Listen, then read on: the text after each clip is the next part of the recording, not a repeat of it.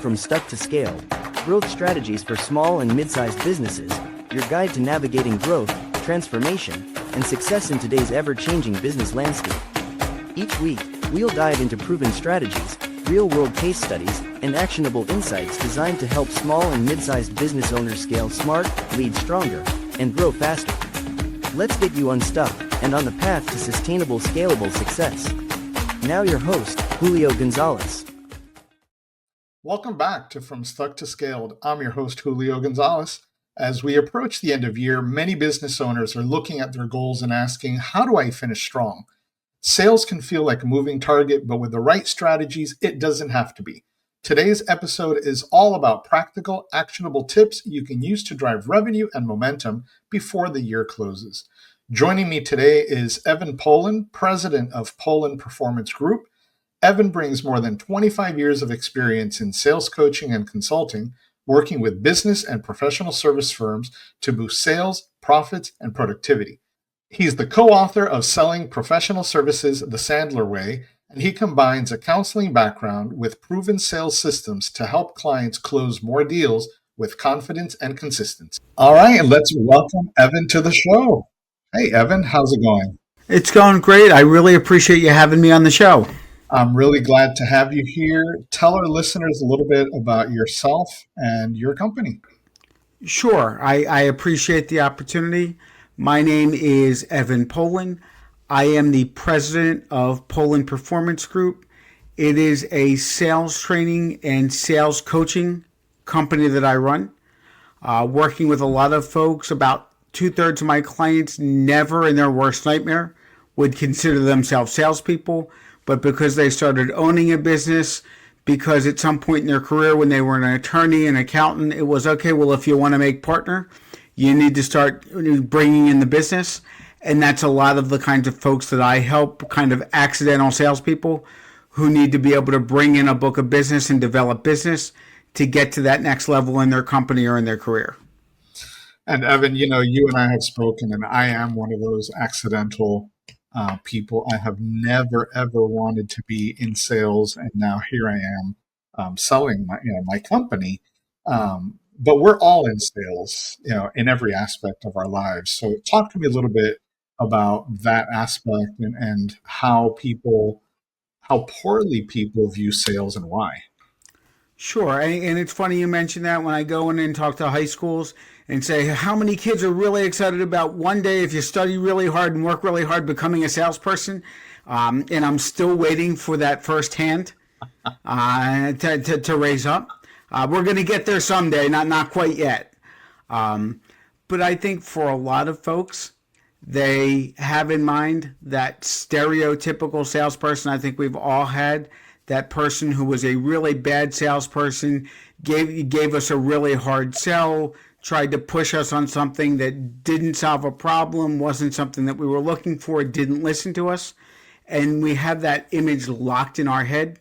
And it's funny, oftentimes when I do a program, I will put a picture of a used car salesperson in a really loud sports coat and basically say, okay, none of us want to be that. I'll play a word association game when asking people about the word salesperson, and they'll say pushy, sleazy, just care about the commission, out for themselves. And again, there are people who live down to that. There is a reason why that reputation's out there. But as I work with people, we start to identify that, geez, if I'm talking to somebody, I probably need a product, I probably need a service. And I like my clients to come across as advisors, as consultants, as problem solvers. I'm not looking to sell ice to an Eskimo. I'm looking to find people who have problems that I can help them with. And if they're comfortable with me, comfortable with my product, we'll help them with their problems. If not, let's both figure that out quickly so that I'm not wasting their time, but more selfishly, I'm not wasting my own time with somebody who's never going to buy from me. And I can go and, spend time with the next person who may be a more appropriate prospect. Yeah, there's an old 80s, 90s video game called Leisure Suit Larry in the Land of the Lounge Lizards. And I often use that one because that's such a visual which goes with that sleazy used car salesman and the timeshare sales. Exactly. That high pressure, or again, some of the movie, the boiler room, the stock person who's just calling and trying to convince people. That's not how I view professional sales. And quite frankly, people who are really successful, that's typically not what they're doing. Yeah, I very much resonate with that advisor term. I try to educate at every turn, and probably need a little bit tougher, sell to close. But I'm always trying to educate, my customer and sell them, through that value. And it's really knowing how you can help clients, knowing what issues that they may be running into, and asking the right questions so the light bulb goes off above their head. And more times I will talk with people and it's like, wait, were you sitting in our leadership meeting? Were you sitting, in our sales? How did you know what kind of problems we're having? And that's going to give me way more credibility than Absolutely. being able to know the manual backwards and forwards and spit out all the features and benefits. So just learn what you sell really well. Understand from your client's perspective what kinds of problems that your product or service could solve for them. And then use that understanding to ask really good questions and just have a conversation. I often share the story of when we built our pool. We had two quotes because nobody else wanted to come out, but that's a whole other conversation. And the first guy that came out, hand drew the initial design. He priced it right in front of us and gave us a basic pool. The second individual, sold us this. Well, sheet measured, and that was it. And then 2 weeks later, had to go to her office, and I already had that visual from the first guy. And she showed us this beautiful 3D design and blah blah blah. And I tried to take a picture of the screen, and she was like, "Oh no, that's proprietary." Blah blah blah. It's like the other guy gave me. It was hand drawn, but I had a complete pool design, and then her price was double what the first guy was. So I called the first guy back because he was, very educational throughout the process. Called him back and I said, "Dude, we need to talk." So through that conversation, I sold myself higher than that second quote with the first guy. Because I kept asking, "What about this?" And he's like, "Yeah, yeah, absolutely. That's a better product." And I worked myself up and he got the business because of, how congenial he was, how helpful he was, versus the other one was, all this, proprietary stuff.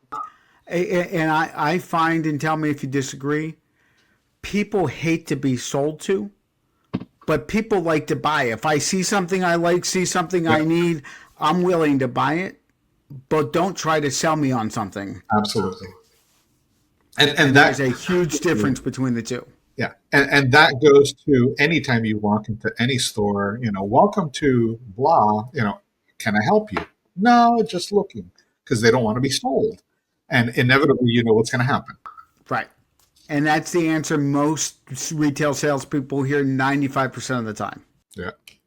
So, how do you break some of those older mentality, stereotypical used car salesman people from that process?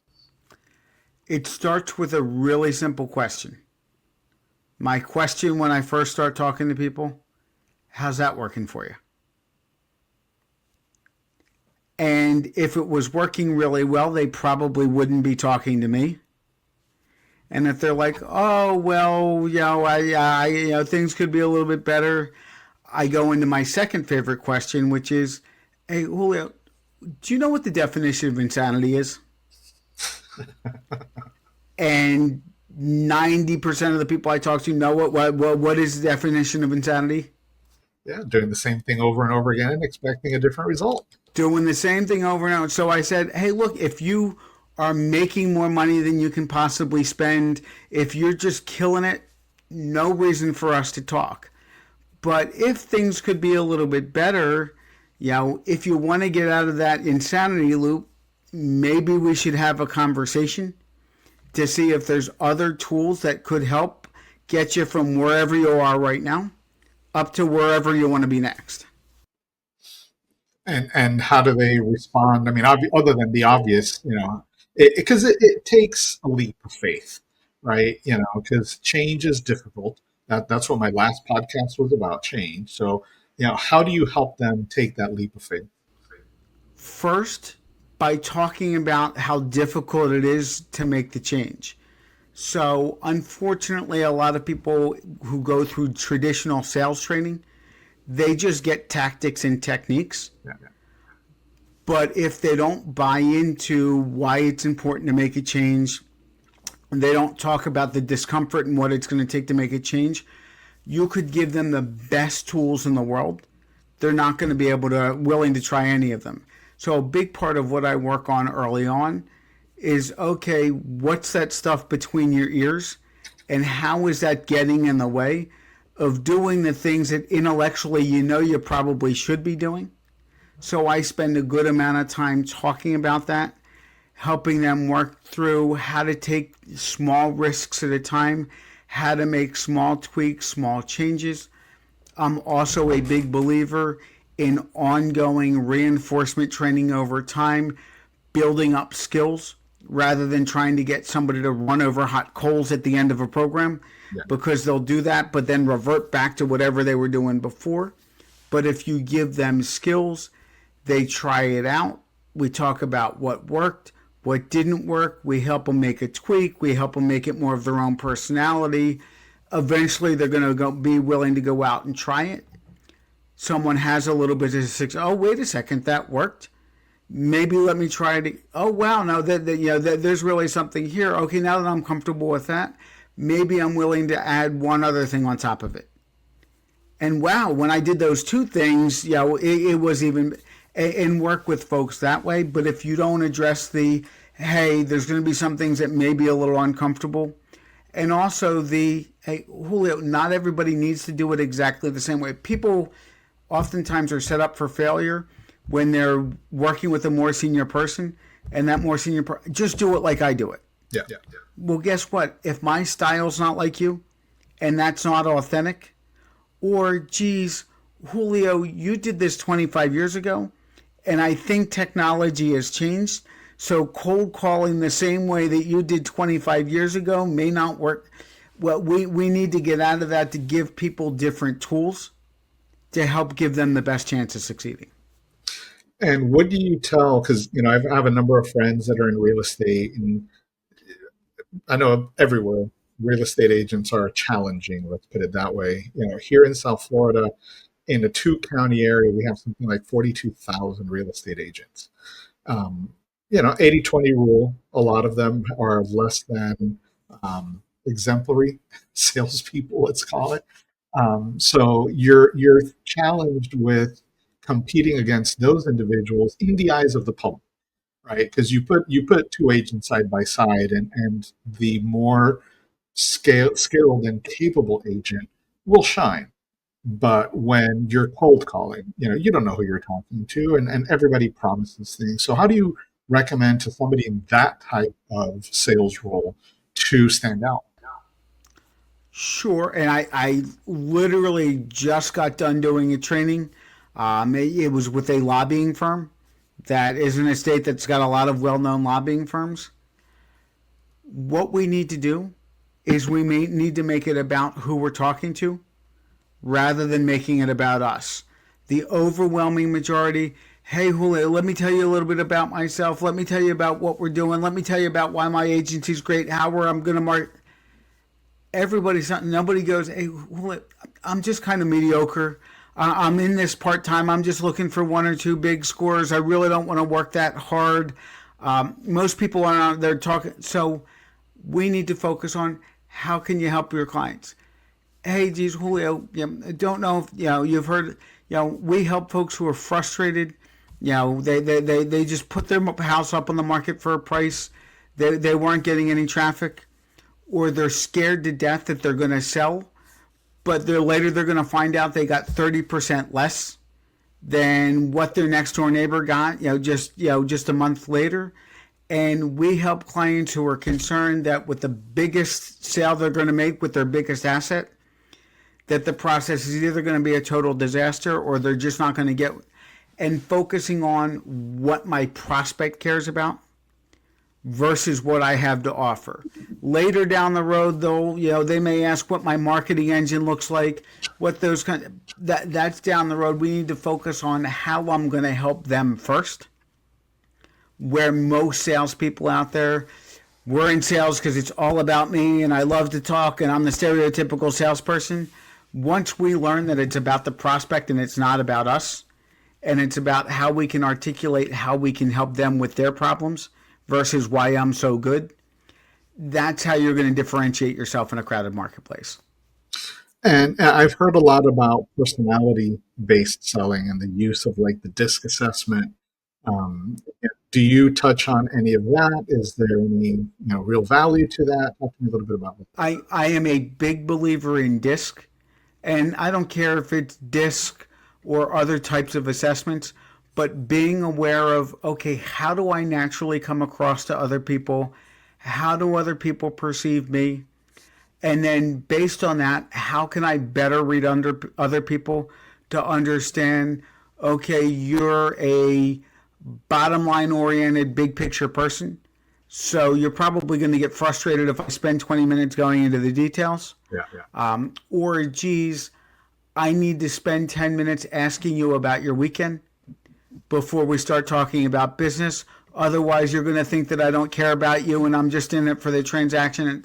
So I don't care. I personally use DISC, and I'll use other assessments to assess people's behavioral strengths and weaknesses.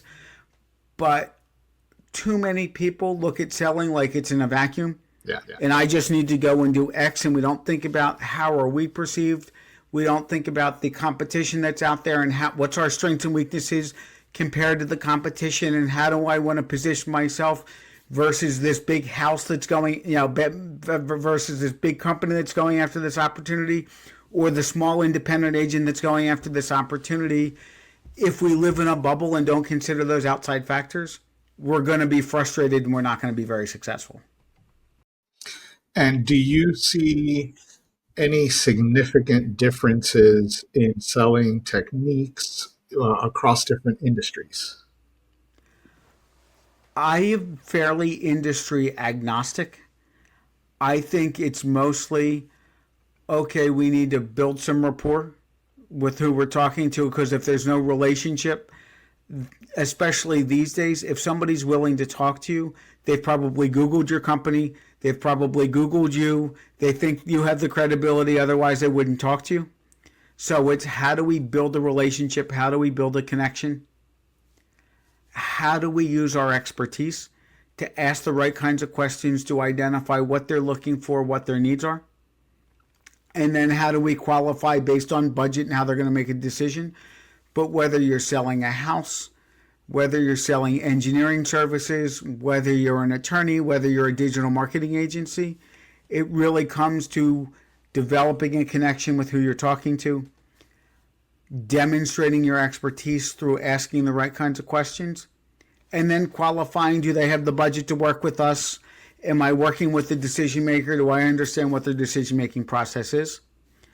But I personally am industry agnostic, and I've probably worked with folks in 40 different industries over the last 20 years.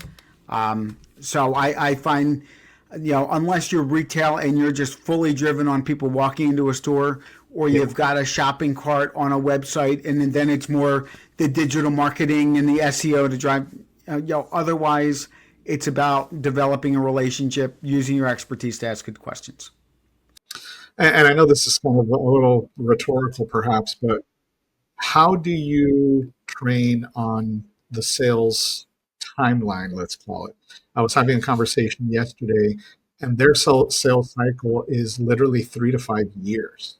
So that obviously is going to require a ton of relationship and ongoing contact. And some sales cycles are really short, and then you have this extreme. How does that influence the sales approach? So the longer the sales cycle and the more time, effort, resources it takes, the better we need to qualify the opportunity, because I don't know of anybody listening to this podcast that gets paid by the lead or that gets paid by the proposal. Yeah. So a lot of times we need to ask the questions that we may not want to hear the answers. But if somebody's not going to work with me, I'd rather find that out in the first or second conversation than after 8 meetings and 3 proposals over 4 years where I've put 50 hours into the opportunity Yeah. and not gotten it. But it's just a matter of asking those questions. Hey, what are you looking for? As you're evaluating different options, what are some of the most important factors when it comes to making a decision? Geez, you've been working with the same firm for a long time. Why would you ever want to leave them? What would you need to see from a new firm to say, hey, I'm willing to take that risk, go into the unknown, work with somebody I haven't worked with before? And people need to get comfortable hearing no. People need to get comfortable disqualifying opportunities. And those people who can't do that, those are the ones who aren't successful in sales. Those are the ones who are always frustrated. Their pipeline's always full, probably because they're not willing to disqualify anything in that pipeline. They're really, really busy, but they're not closing any business. And let's switch it to that first-time salesperson, somebody fresh, out of school. Let's say, I actually have that scenario right now, bringing somebody onto the team, 19-year-old kid, very hungry. What would you tell somebody like that about getting into sales and starting down that road? I would tell them a couple things. First, I would tell them you can only learn so much by going through training, by reading a book. You need to get out there and get the cuts and the scrapes and the bruises and, develop the experience. So too often I find people will spend so much time getting ready to get ready that they don't take action. And then the other thing that people don't really spend enough time thinking about, and I know that you're a process person, so that you're really going to appreciate this, is too often I'll talk to people and they'll say, my goal is to do $1 million. My goal is to do, but they have no idea how to get there. So I'll actually work backwards with them. Okay, well, what's your average sale? So how many sales do we need? How many large, medium, and small opportunities do we need to close to hit that? Geez, talk to your company. Historically, what's been the closing percentage from giving somebody a quote or a proposal or having a final meeting? Okay, let's back that out. Okay, what percentage of real first meetings, qualified first meetings, turn into somebody that we give a proposal or a presentation to? Okay, if you're making cold calls, you're going to networking events, not everybody you talk to is going to be a qualified prospect. How many? And we call that the cookbook. Once we understand the cookbook, it's me telling that new person, okay, you need to talk to 15 people a day. Are you doing that through making calls? Are you doing that through knocking on doors, to going to networking events, sending out emails? But we'll come up with the formula so that people know exactly how much activity they need to do on a daily basis. And then based on their industry, their level of experience, their strengths and weaknesses, it's now, okay, well, which of the 20 different prospecting activities that you could be doing are you going to do based on your strengths and weaknesses and who you want to get in front of? And then let's track it. Are the numbers actually holding true? But people often think that it's just, okay, let me hope and pray every day. And, hoping and praying is not a strategy. If we go and look at the numbers, then it's just a matter of executing upon that on a regular basis. Some weeks will be good, some weeks won't be good, but on average, we should be able to hit our goals. So it's behavior first. Again, we'll start to learn what our style is as we start to talk with different prospects, but that's what I would suggest to that new salesperson starting out. I'm glad you touched on that, because my next question was going to be about not having a clearly defined sales plan. If you were to pick, I don't know, top 4 KPIs, kind of universal, what would you suggest to a company to have as far as KPIs for a sales plan? I would be looking at what is the average sale worth? What is our closing percentage from final proposal, final presentation to closed deal? What is the percentage of first meetings to qualified opportunities that we're going to have that final meeting? And in that top of the funnel, how many emails, outreaches, contacts does it take to get someone in the door to have a conversation? If we can measure those things, it's going to get us a long way. The other thing that I personally do, I strongly suggest to all of my prospects, all of my clients, every opportunity that's in the pipeline, I want to identify what activity or what set of activities got me there. So you and I both belong to the same professional association called Provisors.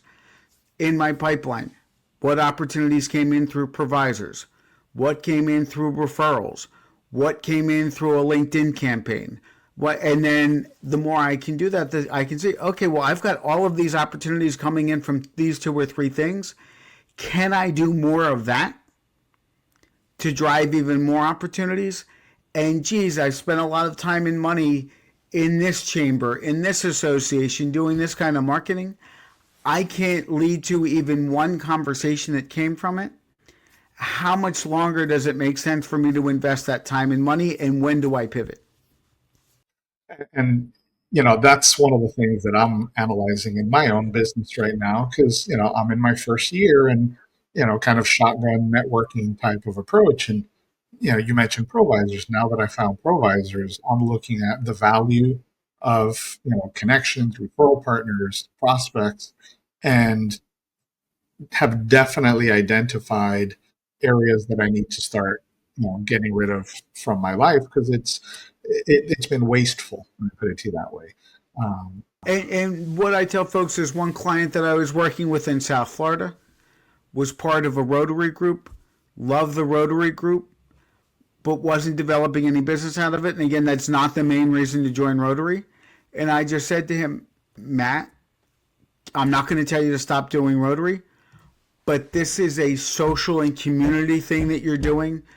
Do not look at this as a business development activity anymore, because history has shown you that business isn't coming from it. So don't stop doing it.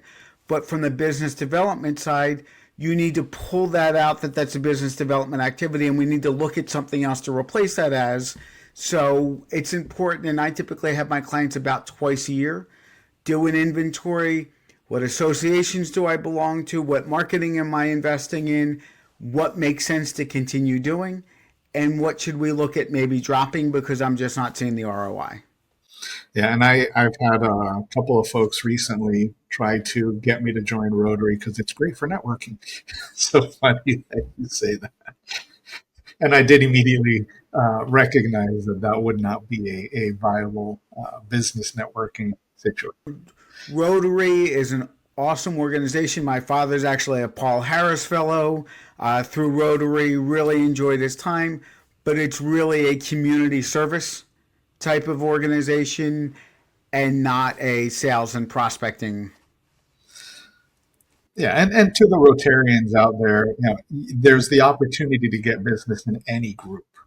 But where are you going to get the most value from a business perspective?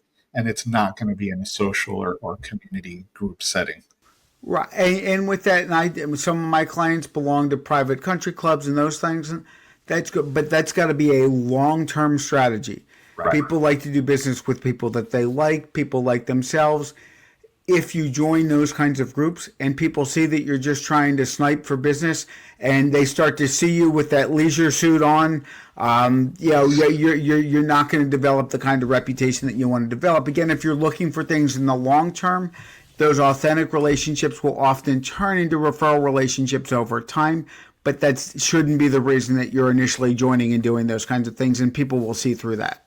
Now I'm going to have to go see if I can find some visuals on Leisure Suit Larry. It's got to be out there somewhere. Pixelated. Oh, totally. It was definitely one of those highly pixelated characters, but very much a classic Um, what about, and I've heard a lot of this, and it's one of the tactics that I use to generate business, becoming an expert. So I publish articles on a weekly basis on LinkedIn and a couple of other areas.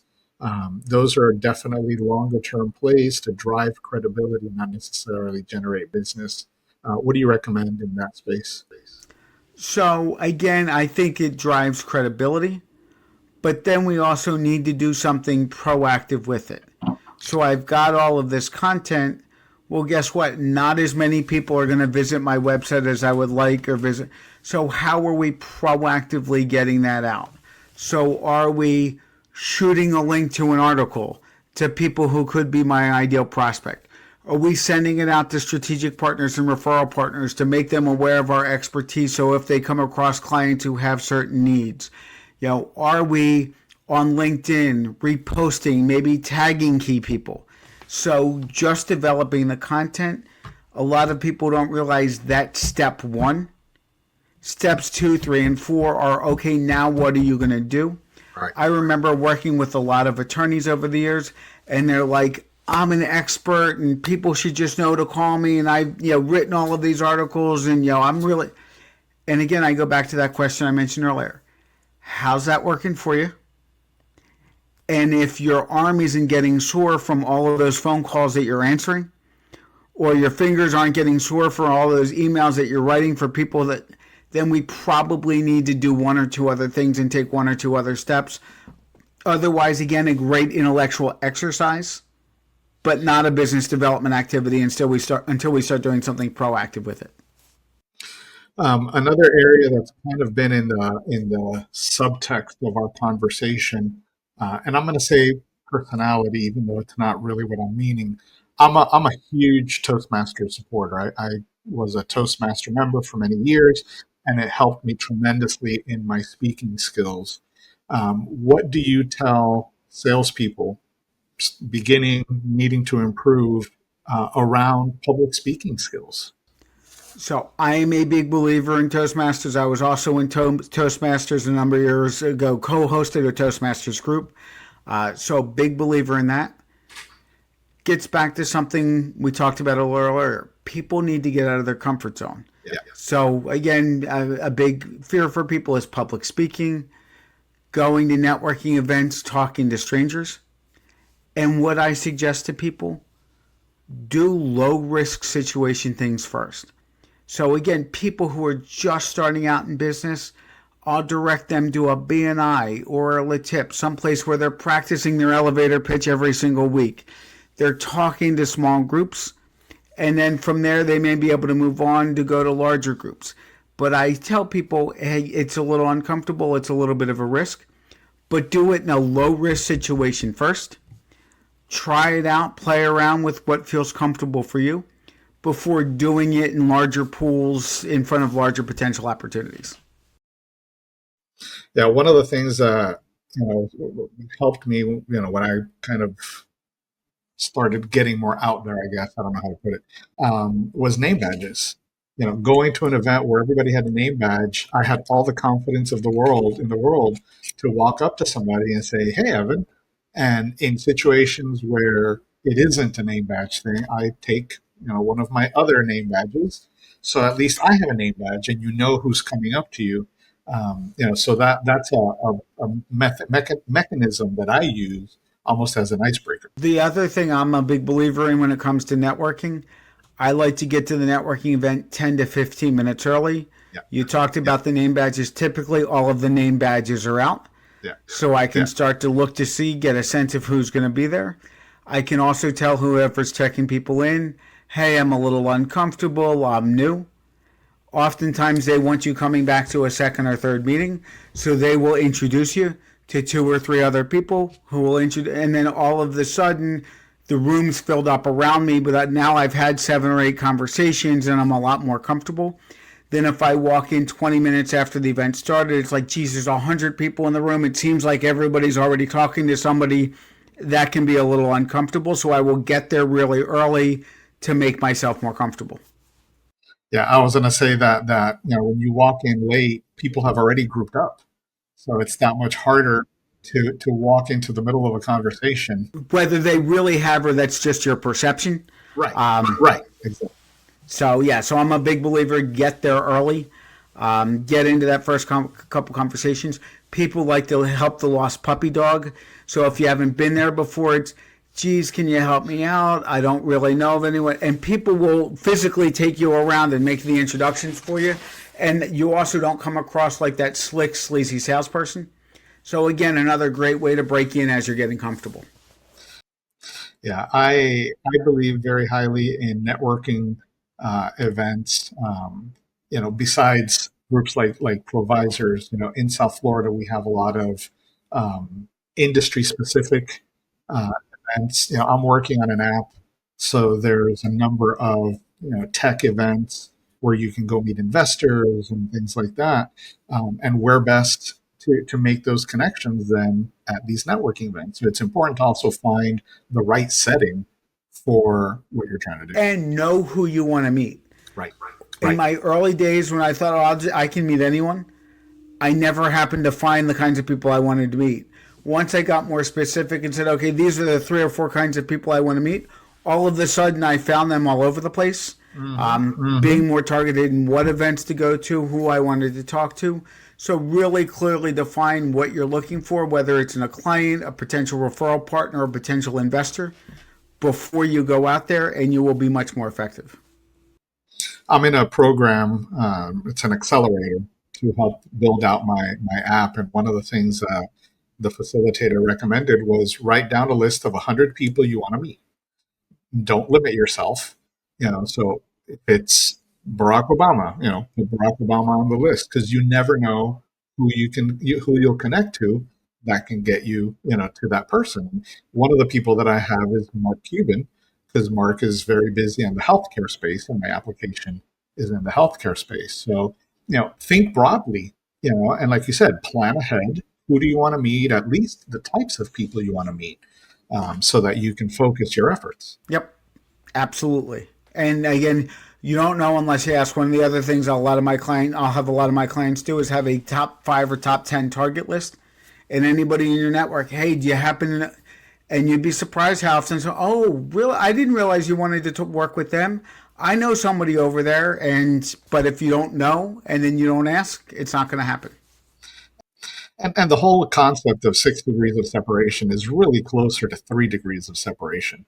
So if you really just, ask people, who do they know that can connect you with somebody, you'd be surprised with what you can find. Especially if you're active in the business community. All right. So Evan, as you know, no one comes on the podcast without providing at least a couple of actionable tips that our listeners can implement today. So what do you have for our listeners? It's a lot of pressure.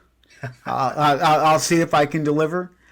I would say if you've been in business at least a little while, leverage your network. An exercise I have all of my clients do. You can download your LinkedIn connections into an Excel spreadsheet. I would suggest you go download your LinkedIn connections, create an A list, a B list, and a C list. Your A list are people that would immediately get back to you if you reached out. Within the week, they'd get back to you. Current client, former client, somebody who's well connected. Your B contacts are somebody who would get right back to you, but maybe they're not as well connected, or it would take them a week or 2 to get back to you. And then the C's are everybody else, and we're not worrying about that. Start reaching out to your A's and B's. Reach out to 2 to 3 people a day, 10 to 15 people a week. Share with them what you're up to. Don't directly solicit them for business, but ask them who they know that might be good for you to talk to. And your goal should be every conversation to try to get names of 1 or 2 other people to connect to. When I restarted my consulting practice 3 years ago, I spent 3 months doing that, and I was at 80% of capacity in 3 months, just leveraging my already existing network. And too many people forget about it. They spend so much time going that they forget to go back to the people who know them, like them, trust them, have worked with them before. So that would be my first tip. My second tip would be have a goal and work backwards using that cookbook. And if anybody wants the cookbook, email it to me and I'm happy to send you the cookbook. But if you don't know what you need to do day in and day out, how are you going to know if what you're doing is getting you any closer to your goals? So those two, and the third one would be have that really good elevator pitch. When somebody asks what you do, keep it focused on who your prospects are, how you can help, what problems that you can solve. And that'll be a great way to differentiate yourself from everyone else, and also be able to quickly qualify, does Julio have problems that I can help him with? If so, great, we'll talk a little bit further. If he doesn't, well, he's still a nice guy. We'll talk for another minute or two, but if I'm at a chamber event, I'm going to pivot and go and talk to somebody else who may more likely be somebody that I can work with. Evan had to run, so we ended the conversation a little shorter than expected. But that wraps up today's conversation with Evan Polin. I hope you're walking away with new ideas to sharpen your sales approach and hit your year-end targets. Remember, it's not just about working harder, it's about working smarter with a clear plan and consistent execution. If you enjoyed this episode, make sure to subscribe, leave us a review, and share it with another business owner who's looking to finish the year strong. Until next time, keep scaling forward. You've been listening to From Stuck to Scaled, Growth Strategies for Small and Mid-Sized Businesses, produced by Optocution LLC. For more information, tools, and resources, check out our website www.redefinepossible.co/podcast.